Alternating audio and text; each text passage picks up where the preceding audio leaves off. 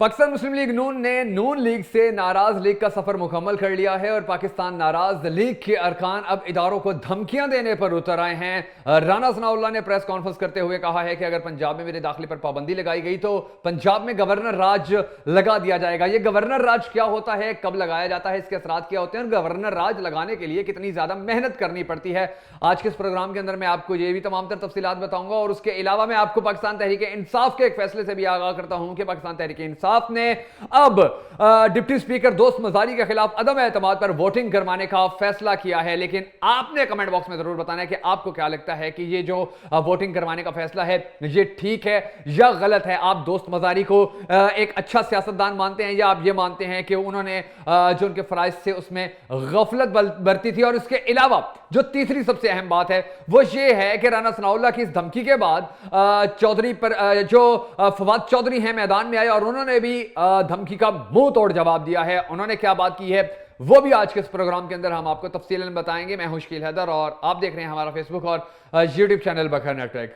सबसे पहले मैं आपको ये बताता हूं कि कल रात को जो वजारत आला पाकिस्तान तहरीक इंसाफ के पास आई तो उसके बाद जो पाकिस्तान नाराज लीग है उसने बहुत ज्यादा रिएक्ट किया, इदारों के ऊपर तनकीद भी करते रहे। और अब राना सनाउल्लाह ने कहा है कि अगर मेरे पंजाब में आने पर पाबंदी आयद की गई तो मैं गवर्नर राज लगवा दूंगा।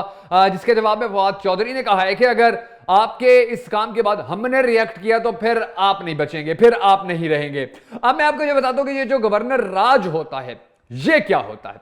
जब भी कोई हुकूमत बनती है तो हर सूबे में, जब भी किसी पाकिस्तान के अंदर हुकूमत बनती है तो हर सूबे में एक वजीर आला होता है, एक सूबाई, उसके बाद सूबाई असम्बली के अरकान होते हैं और एक गवर्नर होता है। लेकिन ये जो गवर्नर होता है इसका ओहदा सिर्फ अलामती होता है, जिसको ये बात मैं आपको मिसाल से समझाता हूं कि इस वक्त सूबा सिंध के अंदर पाकिस्तान पीपल्स पार्टी की हुकूमत है, लेकिन वहां पर जो गवर्नर हैं वो पाकिस्तान तहरीक इंसाफ के हैं, इमरान इस्माइल। तो ये जो अलामती ओहदा होता है ये इसलिए होता है कि अगर हालात खराब हो जाए तो फिर गवर्नर राज लगा दिया जाए और जो अरकान असम्बली हैं या जो किसी भी सूबे का जो सूबे का कोई भी वजीर आला है उसको, उसके जो अख्तियारात हैं उसको खत्म कर दिया जाए।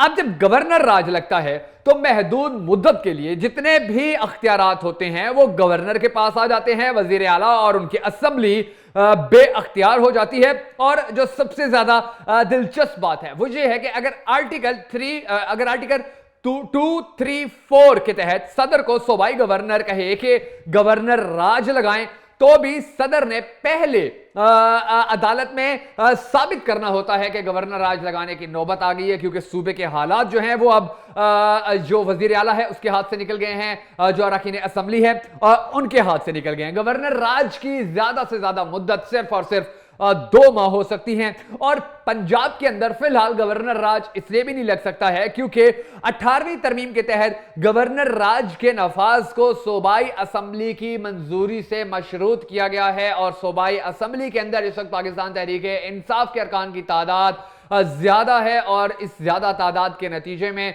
अगर वो चाहेंगे कि गवर्नर राज ना लगे तो फिर गवर्नर राज नहीं लग सकेगा। लेकिन इस गवर्नर राज के लगाने के जो 2 माह हैं उनके अंदर भी पाकिस्तान नाराज लीग को ज्यादा से ज्यादा नुकसान ही होगा, फायदा नहीं होगा। और यही वजह है कि उनके इस बयान के बाद जो पाकिस्तान नाराज लीग है उसके बहुत सारे जो अरकान हैं वो इसको सिर्फ एक मजाक समझ रहे हैं।